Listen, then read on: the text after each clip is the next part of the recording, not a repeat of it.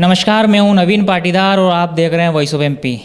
मध्य प्रदेश की सियासत में लगातार घमासान जारी है, क्योंकि मंत्रिमंडल का गठन हो चुका है लेकिन अभी विभागों का बंटवारा होना है। उससे पहले जो है कांग्रेस लगातार सोशल मीडिया के जरिए भारतीय जनता पार्टी को घेरने में लगी हुई है और खासकर उन लोगों को घेर रही है जो हाल ही में जो सिंधिया समर्थक 14 विधायक जो पूर्व रहे हैं और वो मंत्रिमंडल उनको मंत्री बनाया गया है, उनको कांग्रेस जो है सोशल मीडिया के जरिए जो है कहीं ना कहीं लगातार उनके ऊपर कई तरह के आरोप जो है सौदेबाजी के लगा रही है। ऐसे में हमारे साथ मौजूद है नीमच जिले के वरिष्ठ कांग्रेस नेता जो कमलनाथ जी के बेहद करीबी भी माने जाते हैं। आइए उनसे जानते हैं कि वे उनका क्या कहना है मध्य प्रदेश की सियासत को लेकर।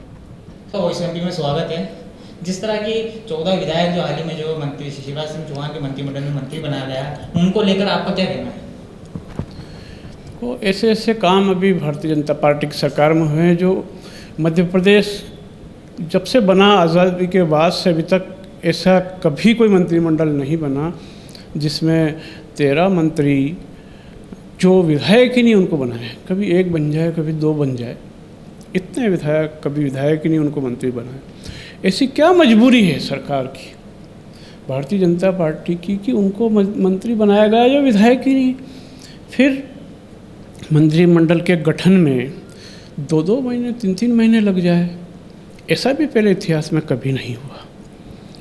इन लोगों को क्या है कि क्योंकि खरीदे हुए लोगों को मंत्री बनाना, फिर उनको जो है आपस में जो है पार्टी के अंदर जो वरिष्ठ नेता थे उनको अलग छांट देना, उस एक क्षेत्र को छोड़ दिया, दूसरे क्षेत्र से ज़्यादा लोगों को ले लिया, तो मंत्रिमंडल पूरे मध्य प्रदेश का अव्यवस्थित बना हुआ है। ये लंगड़ी सरकार है, कब गिर जाए ये कोई भरोसा नहीं। लेकिन जनता तो असंतुष्ट है ही है, भारतीय जनता पार्टी के विधायक भी असंतुष्ट है और भारतीय जनता पार्टी का कार्यकर्ता भी असंतुष्ट है, क्योंकि एक को मंत्री बना दे, 2 को मंत्री बना दे, 13-13, 14 ऐसे मंत्री बनाए जो इनकी विचारधारा से मेल नहीं खाते। पर इनको सरकार बनानी थी और सरकार बनाने का जो है इनको लालच था, इसलिए इनने जैसे तैसे भी जोड़ तोड़ करके सरकार बना ली। अपना मंत्रिमंडल का गठन पूरा 3 महीने में कर पाए हैं और किया भी है तो ऐसे लोगों को लिया है।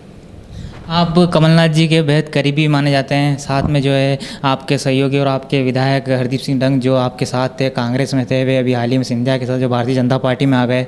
उनका एक खासकर खुल के आरोप है कि वे जब भी कमलनाथ जी के पास जाते थे तो उनको ये कह के भगा दिया जाता था कि चलो चलो चलो अभी टाइम नहीं, चलो चलो। तो ये उनका लगातार ये आरोप है, तो इस आरोप को लेकर आपका क्या कहना है?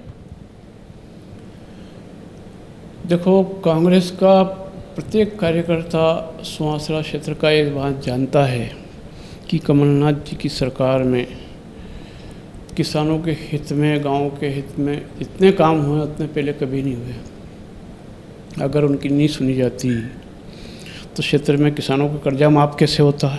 1 लाख तक का कर्जा माफ़ हो गया है। 1500 करोड़ रुपए के तालाब, डैम और सड़कें उन्होंने जो है स्वीकृत की है। काम नहीं होता तो ये कहाँ से होता? मैं बताना चाह रहा हूँ कि सुवासरा क्षेत्र के विकास के लिए, उस क्षेत्र के कार्यकर्ताओं के लिए जो काम कमलनाथ जी ने किए हैं वो पिछले 15 साल में कोई सरकार नहीं कर पाई। वहाँ पे बिना सर्वे के मुआवजा मिला पूरे विधानसभा क्षेत्र में, और गाँव में जो लोग डूब गए थे, गाँव जिनको नुकसान हुआ, वो भी इतना मुआवजा पहले कभी नहीं मिला आज़ादी के बाद, उतना उसको मुआवजा मिला है। फिर जब तक किसानों के साथ सरकार थी, शुद्ध के खिलाफ युद्ध, इतना बढ़िया अभियान था कि लोगों को शुद्ध चीज़ें मिलने लग गई थी। भारतीय जनता पार्टी की सरकार बनी, फिर उनको संरक्षण दिया जा रहा है और फिर मिलावट की वस्तुएं आ रही है। तो ये ऐसे कारण है कि कमलनाथ जी की 15 महीने की सरकार शिवराज जी की 15 साल की सरकार पर भारी रही। किसान, मजदूर, हर वर्ग ये चाहता है कि वापस से कमलनाथ जी की सरकार बने। पूरे क्षेत्र में एक माहौल है कि जो हरदीप सिंह डंग हमसे वोट लेकर गया था कि 5 साल के लिए चुना गया हूँ, 5 साल के बीच में ही इस्तीफा देके जनता के बीच में वोट मांगने जा रहा है। ये तो बेशर्मी की भी हद हो गई और जनता इस बात को समझती है।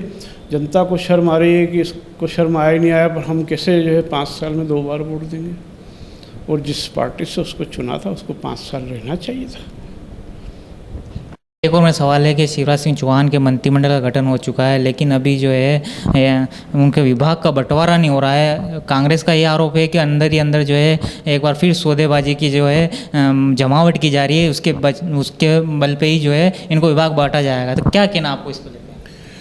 निश्चित रूप से शिवराज जी की सरकार बनने के बाद मंत्रिमंडल के गठन में देर हुई और अब जो है मंत्रियों के विभागों का बंटवारा जो है 5 दिन से नहीं हो पा रहा है।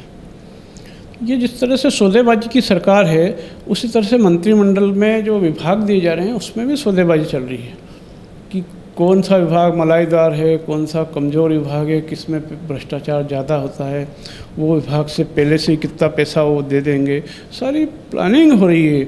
इस प्लानिंग के तहत ही सारा काम आगे मंत्रिमंडल के जो है विभागों का बंटवारा होगा और उसके बाद जो है जनता को लूटने का काम शुरू हो जाएगा। एक और मेरा जो सिंधिया को लेकर जवाब है, सवाल आपसे है कि सिंधिया जी भी जो हैं उसमें भारतीय जनता पार्टी में शामिल हुए हैं, उनको लेकर आप क्या कहना है कि वे ऐसा क्यों हुआ कि उनकी वो भी तो बड़े नेता थे, क्या उनकी पूछ परख नहीं गई? निश्चित रूप से मध्य प्रदेश की कांग्रेस की सरकार ने सारे नेताओं की पूछ परख की है। कोई भी किसी भी नेता का अपमान मध्य प्रदेश में कमलनाथ जी की सरकार ने नहीं किया है। उनके क्षेत्र का या प्रदेश का कहीं का भी कोई भी काम हो, कभी भी कोई ये नहीं कह सकता है कमलनाथ जी ने कभी मना किया। जो भी संभव है विकास के लिए हमेशा तत्पर रहते थे। आज जो है जो उस समय संकल्प था कि किसानों के बिजली के बिल आधे करके बताए। बिजली के बिल 100 रुपये करने गरीब लोगों के, 100 रुपये आए 100 यूनिट तक के। पेंशन 300 रुपये से 600 रुपये हुई, दिख रहा है। 25,000 से 51,000 रुपये बच्ची की कन्यादान राशि हुई। गौशालाओं को भारतीय जनता पार्टी की 15 साल की सरकार 2 रुपये और कुछ पैसे देती थी और कांग्रेस की सरकार आने के बाद 20 रुपये के एक गाय को मिल रही। गांव-गांव में गौशालाएं खोली जा रही थी।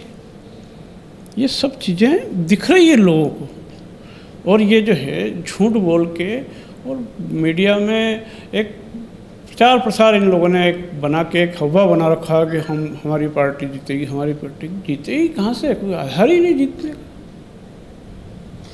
एक और मेरा आपसे सवाल है कि कांग्रेस ने अभी तक